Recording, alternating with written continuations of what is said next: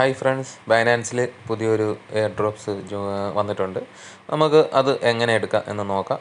First of all നമുക്ക് അതിൻ്റെ ഈ വാലറ്റിലേക്ക് വെബ്3 വാലറ്റിലേക്ക് വരുമ്പോൾ അതിൽ ഡിസ്കവർ എന്ന പേജിൽ നോക്കിയാലും മതി, അല്ലെങ്കിൽ അതിലൊരു ആഡ് വന്നിട്ടുണ്ടാകും. അതിൽ നമ്മളൊരു പോപ്പപ്പിൽ ക്ലിക്ക് ചെയ്യുമ്പോൾ ഇങ്ങനൊരു ഇൻ്റർഫേസ് ആയിരിക്കും വരുന്നത്.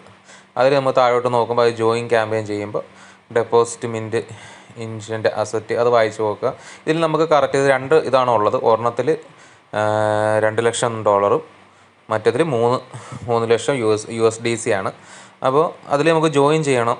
അപ്പോൾ അതിനായിട്ട് നമുക്കിതിൽ ഫസ്റ്റ് ഓഫ് ഓൾ 60,000 പേർക്ക് ഇതിൽ ജോയിൻ ചെയ്യാൻ പറ്റും. ഇപ്പോൾ നമ്മളിതിൽ നോക്കുമ്പോൾ 20,000 പേര് ആൾറെഡി ജോയിൻ ആയിട്ടുണ്ട്. അപ്പോൾ നമുക്ക് എത്രയും പേരും ജോയിൻ ചെയ്യണം. അപ്പോൾ ജോയിൻ ക്യാമ്പയിൻ കൊടുത്തു.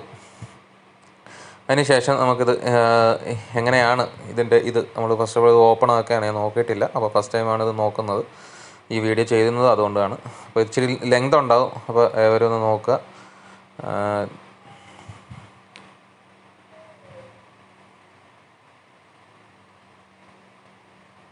നമുക്ക് ഇങ്ങനത്തെ ഒരു ഇൻ്റർഫേസ് ആണ് നമുക്ക് വരുന്നത്. അപ്പോൾ പോർട്ടൽ ഇതൊരു വാലറ്റാണ്. അപ്പോൾ വാലറ്റിലേക്ക് മെയിനായിട്ട് വരുന്നത് പൈസ ആഡ് ചെയ്യുക. ഒരു $10 ആഡ് ചെയ്യേണ്ടത്. മിനിമം 10 USDT ആഡ് ചെയ്യുക.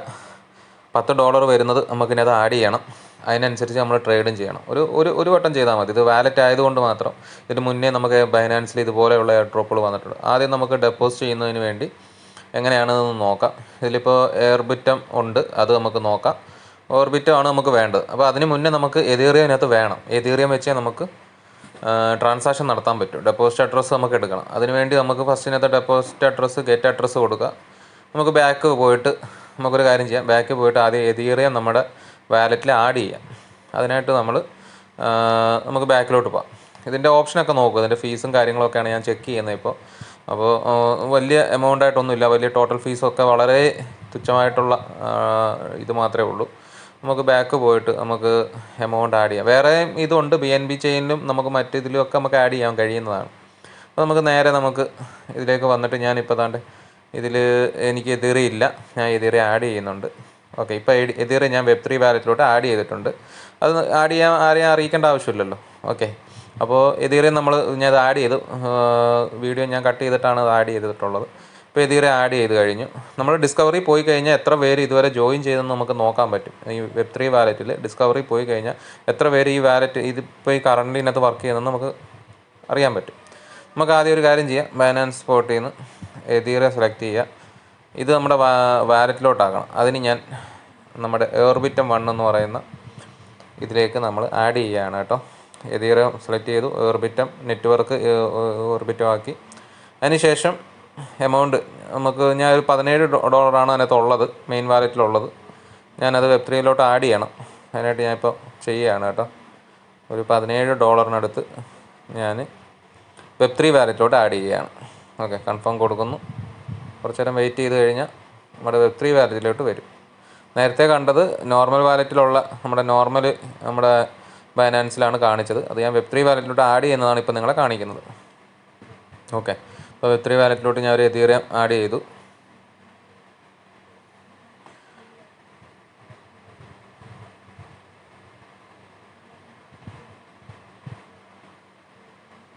ആഡ് ചെയ്ത് കഴിഞ്ഞപ്പോൾ അതാണ്ട് ഇങ്ങനെയാണ് വരുന്നത് എതീറിയം. അപ്പോൾ 0.007157 ഏകദേശം ഒരു $17 ഉണ്ട്.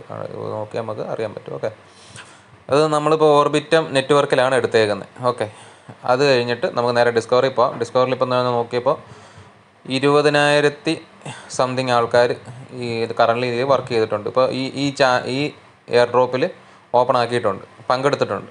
അപ്പോൾ നമുക്ക് എത്രയും പെട്ടെന്ന് തന്നെ നോക്കണം. 20,000 കഴിഞ്ഞ് 60,000 കഴിഞ്ഞിട്ടുണ്ടെങ്കിൽ ആരും ഇത് നോക്കാതിരിക്കുക. കാര്യം അവരുടെ പൈസ ലോസ് ആവുന്നതായിരിക്കും. 60,000 പേർക്ക് ഉള്ളിൽ മാത്രമേ ഈ എയർ ഡ്രോപ്പ് കിട്ടുകയുള്ളൂ. ഞാൻ നേരെ നമ്മുടെ ബൈനാൻസ് വെബ്3 വാലറ്റ് കണക്ട് ചെയ്യാണ്. ബൈനാൻസ് വാലറ്റ് കണക്റ്റ് കൊടുത്തു. കണക്ട് ചെയ്തതിന് ശേഷം നമ്മുടെ വാലറ്റ് ഇപ്പോൾ കണക്റ്റ് ആയിട്ടുണ്ട്. അതിന് ശേഷമാണ് നമുക്ക് ഇതിനകത്ത് ഡെപ്പോസിറ്റ് കാര്യങ്ങളൊക്കെയാണ് ചെയ്യേണ്ടത്.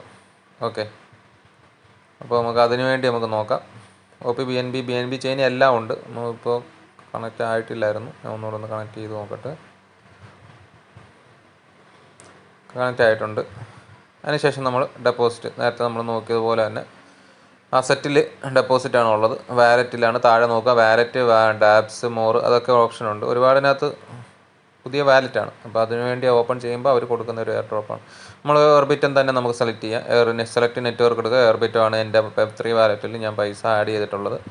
അത് ഞാൻ ക്രിയേറ്റ് ഫ്രീ എന്നുള്ള ഓപ്ഷനിൽ ഡെപ്പോസിറ്റ് അഡ്രസ്സ് എടുക്കണം. അപ്പോൾ അതിനുവേണ്ടി ഞാൻ ക്രിയേറ്റ് ചെയ്യാണ്. വളരെ ചെറിയൊരു ഫീസ് ഉണ്ടാകും, വളരെ ചെറുതാണ്. അത് നമുക്ക് ഡെപ്പോസിറ്റ് അഡ്രസ്സ് എടുത്തതിന് ശേഷം, ഗെറ്റ് അഡ്രസ്സ് എടുത്തതിന് ശേഷം മാത്രമേ നമുക്കിതിനകത്തോട്ട് ആഡ് ചെയ്യാൻ പറ്റൂ. ഓക്കെ.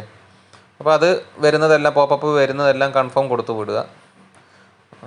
അതൊക്കെ വെരിഫിക്കേഷൻ ചെയ്തതാണ്. അപ്പോൾ നമ്മൾ സൈൻ ചെയ്ത് കഴിഞ്ഞാൽ നമ്മുടെ Web3 വാലറ്റിലേക്ക് പോയി നമ്മുടെ അത് വെരിഫിക്കേഷൻ ചെയ്യേണ്ടതായിട്ടുണ്ട്. അത് കൺഫേം കൊടുക്കുക. നെറ്റ്വർക്ക് ഇച്ചിരി സ്ലോ ആയതിനാലാണ് ഇപ്പോൾ നമ്മുടെ ഇതിങ്ങനെ വരുന്നത്.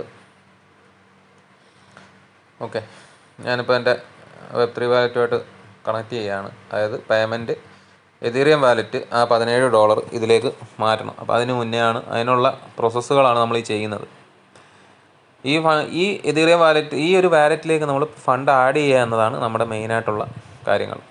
അപ്പോൾ നമ്മൾ ഫണ്ട് ആഡ് ചെയ്തു, ട്രാൻസാക്ഷൻ കൺഫേംഡ് ആയി.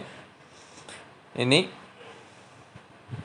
ഡെപ്പോസിറ്റ് ഇപ്പോൾ നോക്കുക, നമുക്ക് വെയിറ്റ് ചെയ്യുക. ട്രാൻസ്ഫർ അക്കൗണ്ട് എടുക്കുക. കാര്യം ആൾറെഡി നമ്മൾ ഒരു വാലറ്റ് അഡ്രസ്സ് ക്രിയേറ്റ് ചെയ്തിട്ടുണ്ട്. നമ്മൾ എയർബിറ്റിലാണ് ക്രിയേറ്റ് ചെയ്തിരിക്കുന്നത്. അതിനകത്ത് നമ്മൾ ട്രാൻസ്ഫർ എന്നുള്ള ഓപ്ഷനകത്ത് ഓർബിറ്റ സെലക്ട് നെറ്റ്വർക്ക് ഓർബിറ്റ എടുത്ത് സെലക്ട് അസറ്റ് എതീറ എടുക്കുക.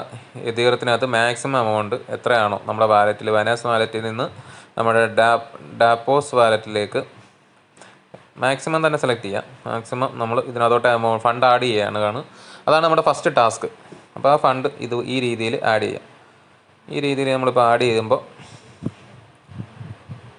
പ്രത്യേകം നോക്കുക, സെലക്ട് നെറ്റ്വർക്ക് എപ്പോഴും ശ്രദ്ധിക്കണം. എയർബിറ്റ് നെറ്റ്വർക്ക് ആയിരിക്കണം നമ്മൾ സെലക്ട് ചെയ്യേണ്ടുന്നത്. Web3 വാലറ്റിൽ എയർബിറ്റ് നെറ്റ്വർക്ക് ആയിരിക്കണം ഉള്ളത്. $10 ഉണ്ടാവണം. അത് താഴെ ചെയ്താലും നമുക്ക് എയർ ഡ്രോപ്സ് കംപ്ലീറ്റ് ആവുകയില്ല. ഇപ്പോൾ ട്രാൻസ്ഫർ സബ്മിറ്റഡ് ആയി. ഇപ്പോൾ അതിനകത്ത് എമൗണ്ട് വന്നിട്ടില്ല. അപ്പോൾ നമുക്ക് ജസ്റ്റ് ഒന്ന് വെയിറ്റ് ചെയ്യാം.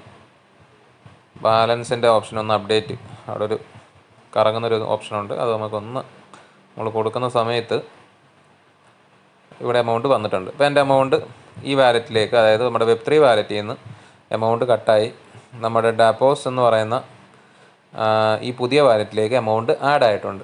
ബൈനാൻസിൽ നിന്ന് ഈ ഒരു എമൗണ്ട് ഇതിലേക്ക് ആഡ് ആയിട്ടുണ്ട്. ഇതിനകത്ത് $10 മതി നമുക്ക് ഈ എയർ ഡ്രോപ്പ് കംപ്ലീറ്റ് ചെയ്യാൻ. എങ്കിലും നമ്മൾ 10ൽ കൂടുതൽ എന്നാണ് അതിൽ പറയുന്നത്. അപ്പോൾ നമ്മൾ 10ൽ കൂടുതൽ തന്നെ ചെയ്തു. ഓക്കെ. അതിന് ശേഷം നമുക്ക് അവിടെ ഒരു തൊട്ടടുത്തായിട്ട് ഒരു അസറ്റ് എന്ന് പറയുന്നൊരു ഓപ്ഷനുണ്ട്. ഒരു പച്ച കോളത്തിൽ ശ്രദ്ധിച്ചാൽ മനസ്സിലാവും. അതിൽ ക്ലിക്ക് ചെയ്യുമ്പോഴാണ് ഇങ്ങനൊരു ഓപ്ഷൻ വരുന്നത്. അത് മിൻറ്റ് ചെയ്യണം. നമ്മുടെ നിലവിലുള്ള ഇത് മിൻറ്റ് ചെയ്യണം. അതാണ് നമ്മുടെ മെയിനായിട്ടുള്ള എയർ ഡ്രോപ്സിൽ പറയുന്നത്. ആഡ് ചെയ്തതിന് ശേഷം മിൻറ്റ് ചെയ്യണം. ഇപ്പോൾ എനിക്കിതിലോട്ട് ആഡ് ചെയ്ത് വന്നിട്ടില്ല. അപ്പോൾ നമ്മൾ വെയിറ്റ് ചെയ്യാണ്. ഏൺ അപ് ടു 10% എന്ന് പറയുന്ന ഒരു ചെറിയൊരു പച്ച അവിടെ എഴുതിയിട്ടുണ്ടാവും. അതിൽ ക്ലിക്ക് ചെയ്യുമ്പോഴാണ് നമുക്ക് ഈ ഒരു ഓപ്ഷൻ വരുന്നത് കേട്ടോ. വെയിറ്റ് ചെയ്യാണ്. കാര്യം സിസ്റ്റം വളരെ സ്ലോ ആണ്. നെറ്റും കാര്യങ്ങളും എല്ലാം ഉണ്ടെങ്കിലും ഒരുപാട് ആൾക്കാർ ഒരേ സമയം യൂസ് ചെയ്യുമ്പോൾ നമ്മുടെ സിസ്റ്റം ഹാങ് ആവും.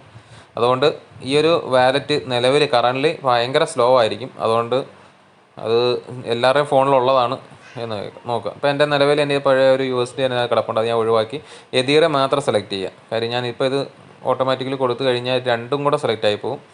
അതുകൊണ്ട് ഞാൻ USDT 0.0023 കിടപ്പുണ്ട്. അത് ആരും ശ്രദ്ധിക്കേണ്ട ആവശ്യമില്ല. നമുക്ക് എതീറ മാത്രം എടുത്താൽ മതി. അതുകൊണ്ട് ഞാൻ ആളെന്നുള്ള ഓപ്ഷൻ കട്ടാക്കി എതീറ മാത്രം സെലക്ട് ചെയ്തു. അതായത് 0.0067 എതീറ ആണ് എനിക്ക് വേണ്ടത്.